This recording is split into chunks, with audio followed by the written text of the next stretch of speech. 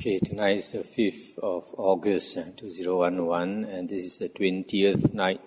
We're speaking on the Digha Nikaya Suttas. Tonight we come to Sutta number 25, Udumbarika Sihanada Sutta. The great lions roar to the Udumbarikans. Thus have I heard. Once the Lord was staying in Rajagaha at the Vulture's Peak, and at that time the wanderer Negroda was staying at the Udumbarika lodging for wanderers, with a large company of some 3,000 wanderers. And one morning early, the householder Sandana came to Rajagaha in order to see the Lord. Then he thought, it is not the proper time to see the blessed Lord. He is in retreat. It is not the proper time to see the meditating monks. They are in retreat. Perhaps I should go to the Udumbarika lodging for wanderers and call on Negroda. And he did so.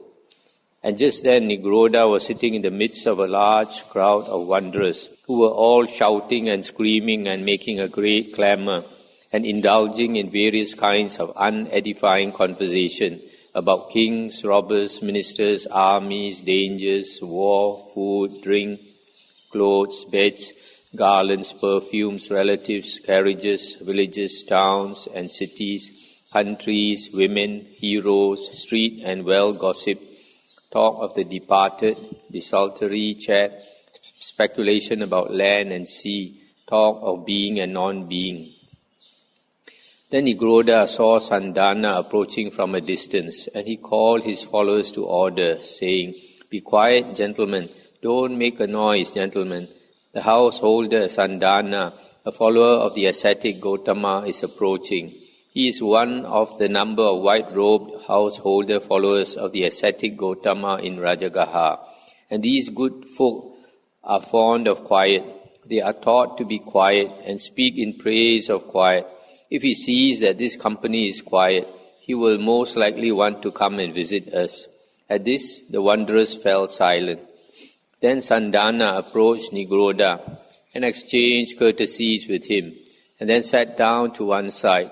Then he said, "Reverend sirs, the way the wanderers of another faith conduct themselves when they come together is one thing.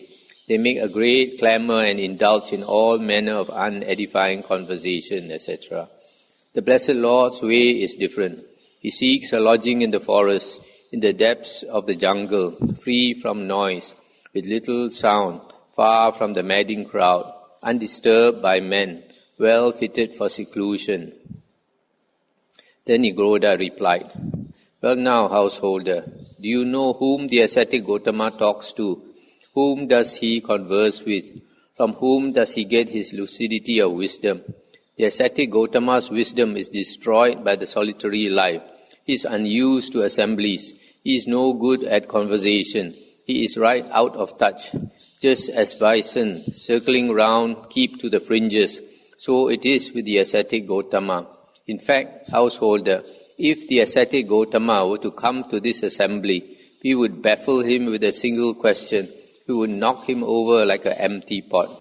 Now the Lord, with his divine ear faculty, purified and surpassing human range, heard this exchange between Sandana and Negroda, and descending from Vulture's Peak, he came to the peacock's feeding ground beside the Sumagada tank, and walked up and down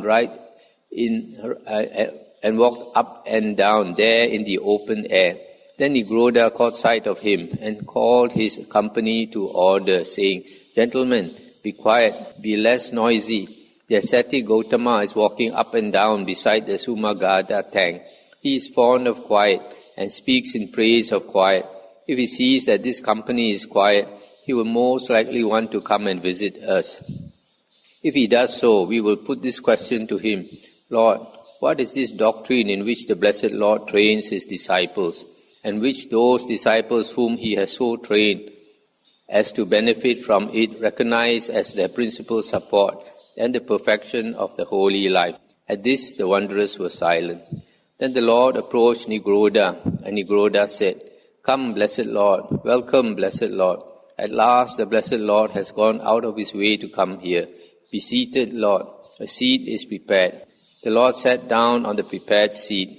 And Negroda took a low stool and sat down to one side. Then the Lord said to him, Negroda, what was the subject of your conversation just now? What talk have I interrupted? Negroda replied, Lord, we saw the Blessed Lord walking up and down at the peacock's feeding ground by the Sumagada tank, and we thought, if the ascetic Gautama were to come here, we could ask him this question, Lord, what is this doctrine in which the Blessed Lord trains his disciples, and which those disciples whom he has so trained as to benefit from it, recognize as their principal support and the perfection of the holy life? And the Buddha said, Negroda, it is hard for you, holding different views, being of different inclinations, and subject to different influences, following a different teacher, to understand the doctrine which I teach my disciples. Come on then, Negroda, ask me about your own teaching, about your extreme austerity. How are the conditions of austerity and self-mortification fulfilled, and how they are not fulfilled? At this the wanderers made a great commotion and noise, exclaiming, It is wonderful, it is marvelous, how great are the powers of the ascetic Gautama in holding back with his own theories and in inviting others to discuss theirs. Silencing them, Negroda said, Lord, we teach the higher austerities, we regard them as essential, we adhere to them. Such being the case, what constitutes their fulfillment or non-fulfillment?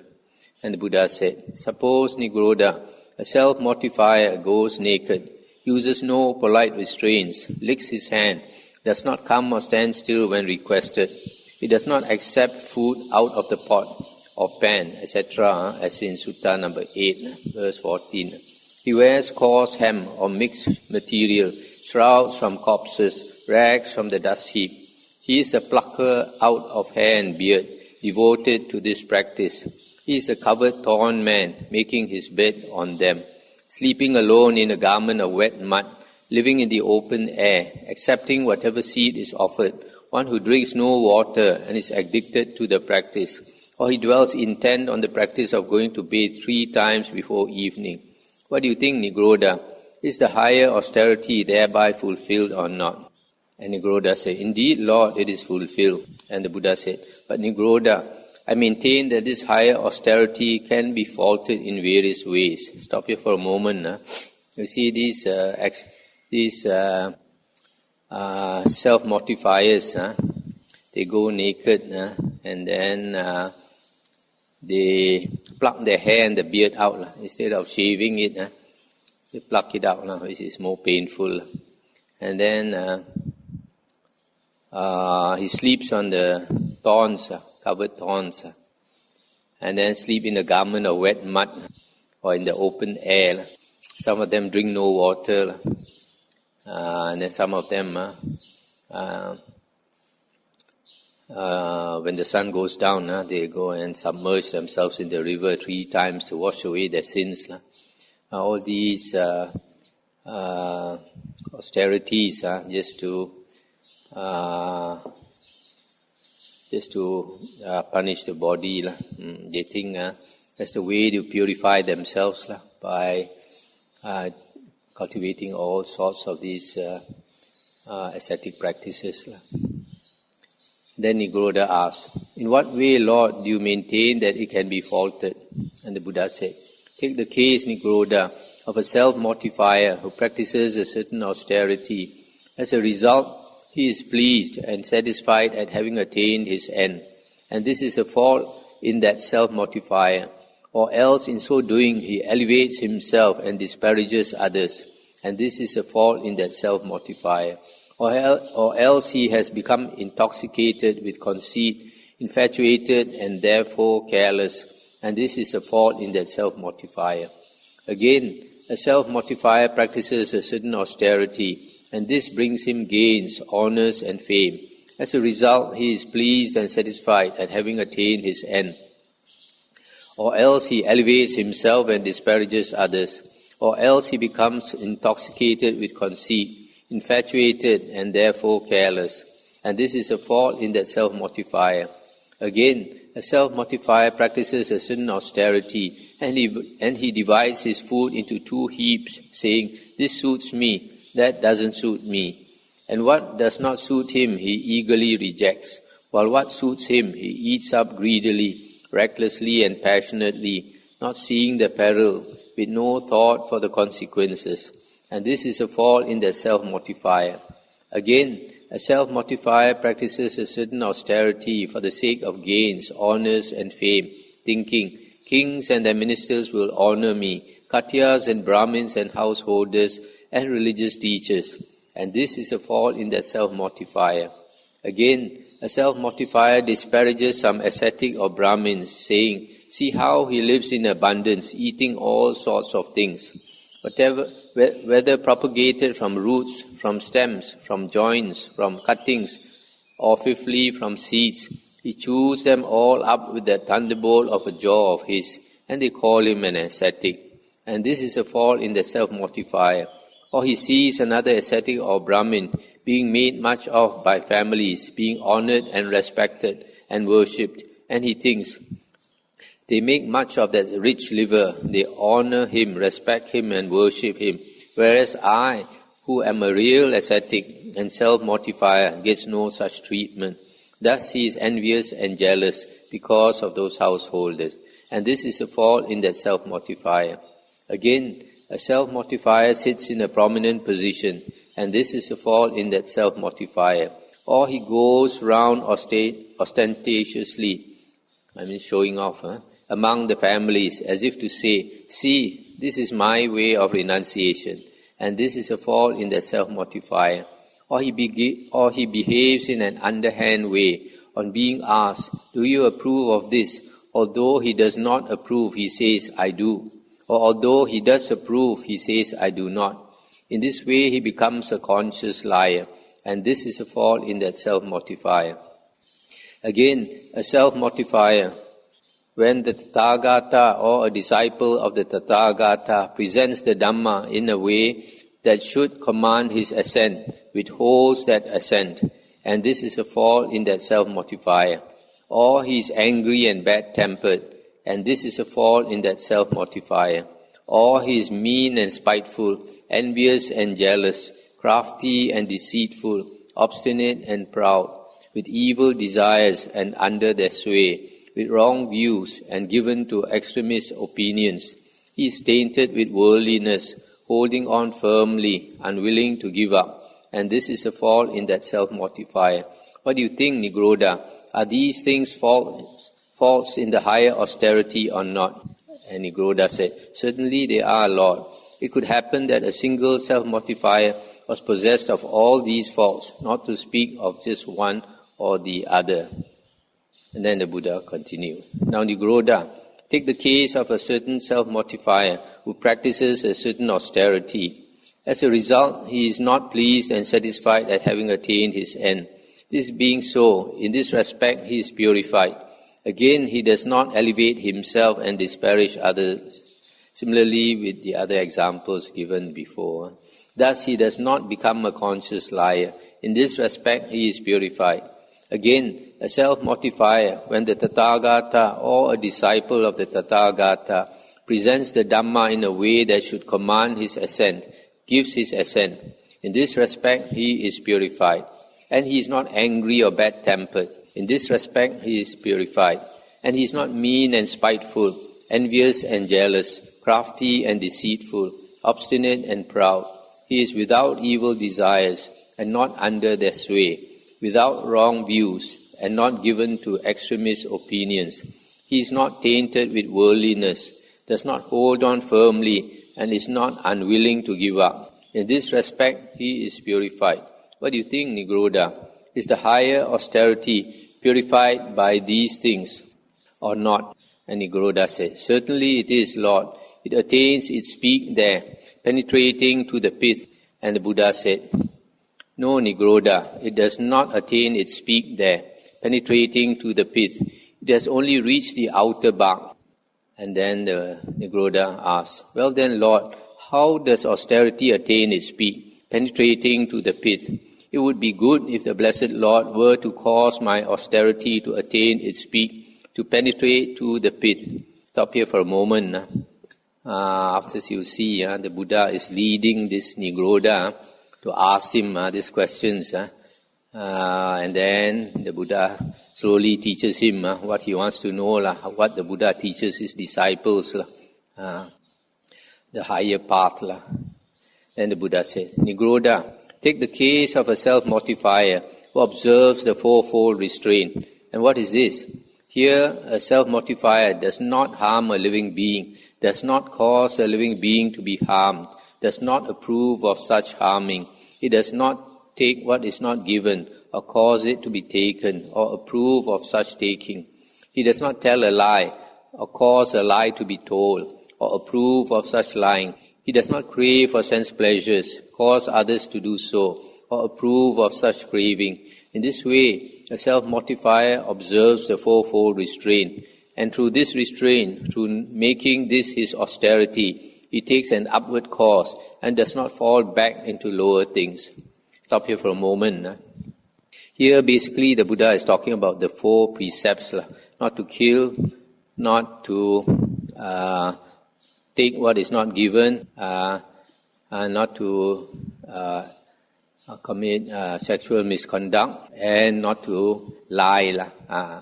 But you see, the Buddha put it in a way that he suits this ascetic. The Buddha calls it the fourfold restraint, because for these ascetics, they have a lot of restraints. They use the word restraint instead of precept. Then he finds a solitary lodging at the root of a forest tree, in a mountain cave or gorge, a charnel ground, a jungle thicket, or in the open air on a heap of straw. Then, having eaten after his return from the alms round, he sits down cross-legged, holding his body erect, having established mindfulness before him. Abandoning hankering for the world, he dwells with a mind freed from such hankering, and his mind is purified of it. Abandoning ill will and hatred, he dwells with a mind freed from them, and by compassionate love for the welfare of all living beings, his mind is purified of them. Abandoning sloth and torpor, by the perception of light, mindful and clearly aware, his mind is purified of sloth and torpor. Abandoning restlessness and worry, and with an inwardly calm heart, his mind is purified of restlessness and worry. Abandoning doubt, he dwells with doubt left behind, without uncertainty as to what things are wholesome. His mind is purified of doubt. Having abandoned these 5 hindrances, and in order to weaken by insight the defilements of mind, he dwells, letting his mind fill with loving kindness, pervade 1 quarter, then a second, then a third, then a 4th quarter. And so he continues to pervade the whole wide world, above, below, across and everywhere, with a mind filled with loving kindness, extensive, developed, measureless, free from hatred and ill will. And he dwells, letting his mind fill with compassion, with joy, with equanimity, pervade 1 quarter, 2nd, 3rd, 4th quarter, extensive, developed, measureless, free from hatred and ill will. What do you think, Negroda? Is the higher austerity purified by these things or not? And Negroda says, certainly it is, Lord. It attains its peak there, penetrating to the pith. And the Buddha said, no, Negroda, it does not attain its peak there. It has only penetrated to the inner bark. And Negroda asked, well then, Lord, how does austerity attain its peak, penetrating to the pith? It would be good if the Blessed Lord were to cause my austerity to attain its peak, to penetrate to the pith. Stop here for a moment. You can see from here, the Buddha is very skillful. Basically, the Buddha wants to teach this Negroda the real holy path, which is the charana, the practice of the holy life, the conduct of the holy life. But if he were to tell him straight away, this ascetic won't accept it so easily. He's so used to the ascetic practices, torturing himself. He thinks that's the highest. So the Buddha leads him to see that even you practice all these austerities, there are certain faults in it. And from there, the Buddha tells him how to go to a higher stage, and then a higher stage. So now the Buddha is leading him into the real holy path. Negroda, take the case of a self-mortifier who observes the fourfold restraint, free from hatred and ill will. He recalls various past lives. There my name was so and so, my caste was so and so. I experienced such and such painful conditions, pleasant and painful conditions.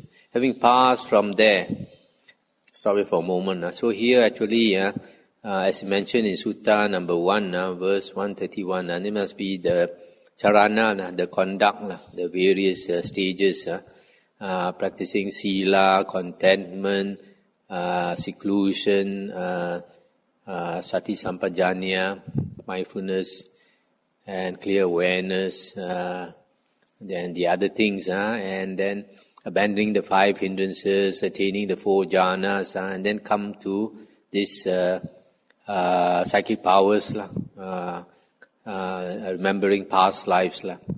Having passed from there, arose here. Thus he remembers various past lives, the conditions and details. What do you think, Negroda? Is the higher austerity purified by these things or not? And Negroda said, certainly it is, Lord. It attains its peak there, penetrating to the pit. And the Buddha said, no, Negroda, it only reaches the fibers surrounding the pit. Stop here for a moment. A lot of people think in the holy path, once you attain psychic power, that's the highest. But to the Buddha, it is not. And then Negroda asked, well then, Lord, how does austerity reach its peak, penetrating to the pit? It would be good if the Blessed Lord were to cause my austerity to attain its peak, to penetrate to the pit. And the Buddha said, well, Negroda, take the case of a self-mortifier who observes the fourfold restraint, etc., etc., and then free from hatred and ill will. He remembers various past lives, their conditions and details. And then with the purified divine eye, he sees beings passing away and arising, base and noble, well-favored and ill-favored, to happy and unhappy destinations as karma directs them. What do you think, Negroda? Is the higher austerity purified by these things or not? And he said, certainly it is, Lord. It attains its peak there, penetrating to the pit. And then the Buddha said, so indeed it is, Negroda, that austerity is so purified as to reach its peak and penetrate to the pit. I think here they miss out, must be the another one, is that after this seeing beings taking rebirth according to karma, then the destruction of the asavas, contemplating the 4 noble truths, and destroying the asavas, which also means enlightenment or liberation from the round of rebirths. And then only it has penetrated to the pit, reached its peak. And so, Negroda, when you ask, what Lord is this doctrine in which the Blessed Lord trains His disciples, and which those disciples whom He has so trained as to benefit from it, recognize as their principal support and the perfection of the holy life? I say that it is by something far more reaching and excellent that I train them, through which they recognize as their principal support and the perfection of the holy life.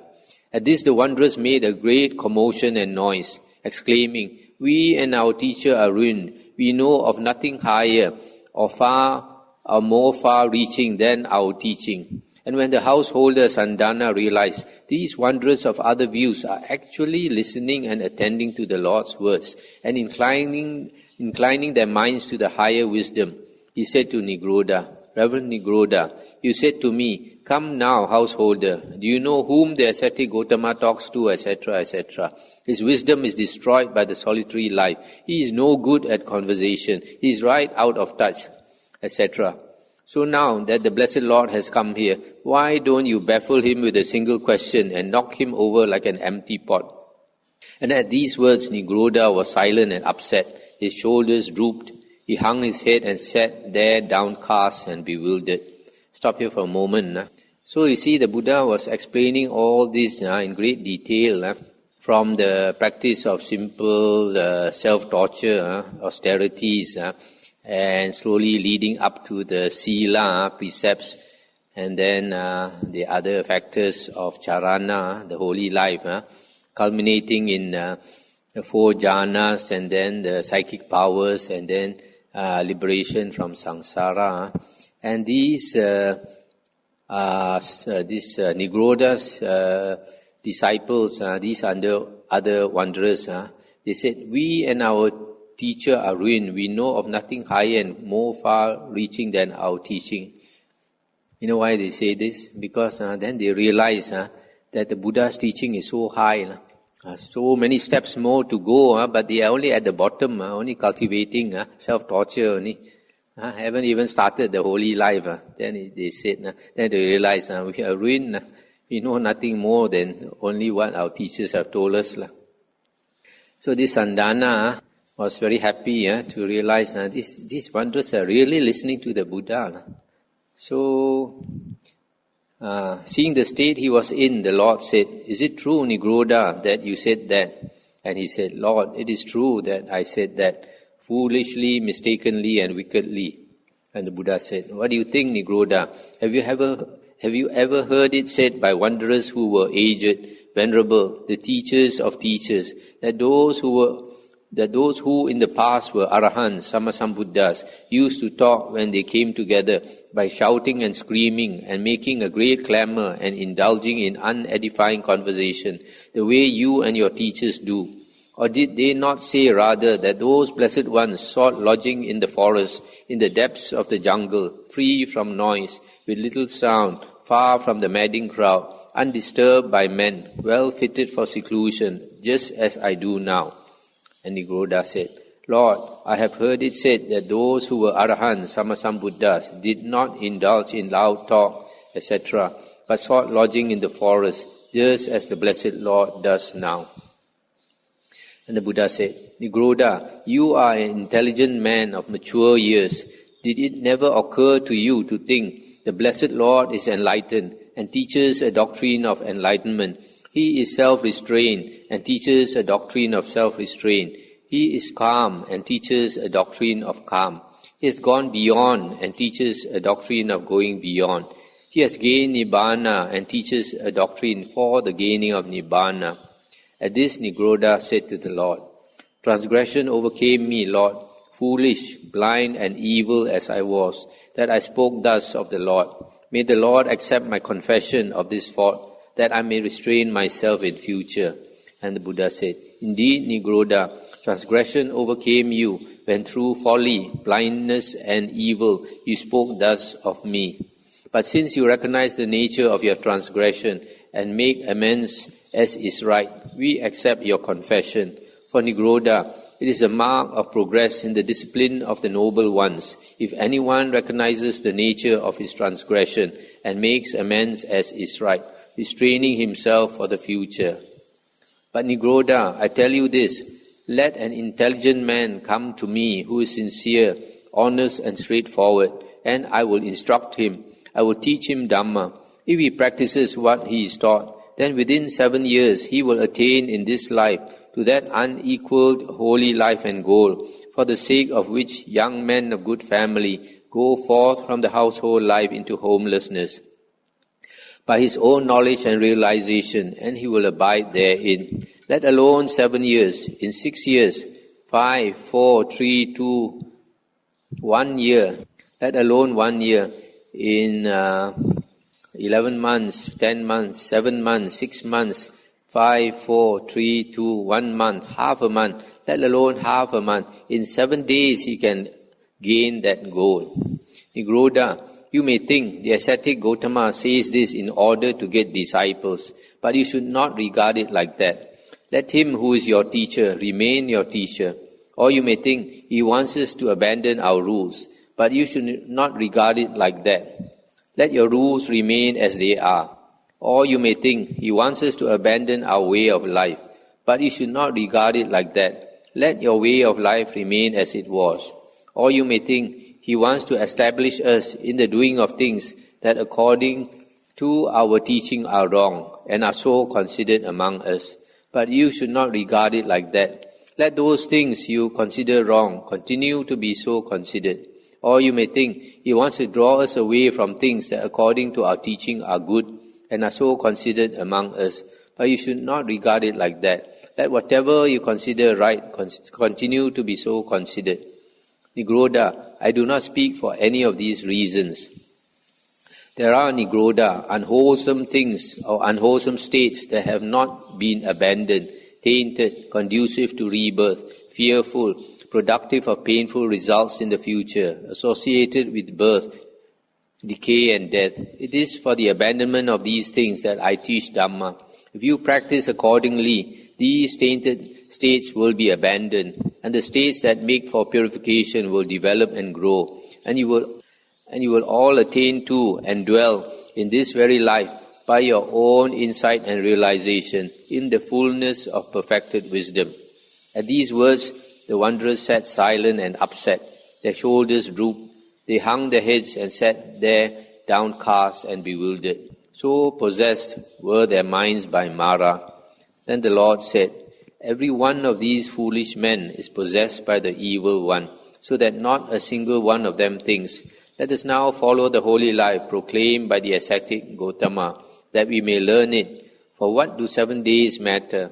Then the Lord, having uttered his lion's roar in the Udumbarika park, rose up in the air and alighted on the vulture's peak.